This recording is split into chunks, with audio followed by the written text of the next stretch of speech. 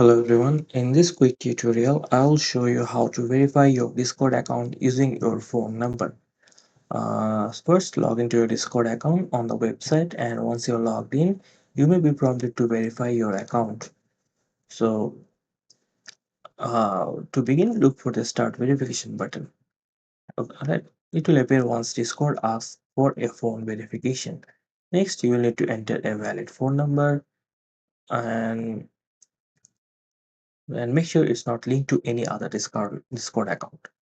And once you've entered your phone number, Discord will send a code to your phone via SMS. Open the message, grab the code, and then enter it into the verification field of on Discord. Once you have entered the code correctly, hit next, and you are done. Your phone number is now verified with Discord. And if you want to remove your phone number from an existing account, be sure to check out the link guide in the description below. And that's all there is to it. So this will be the account. Then to remove phone number, you can also go here, this link, to remove a phone number from any of your previous Discord account. And that's it. Your Discord account is now verified. Thanks for watching, and feel free to like and subscribe for more quick tutorials.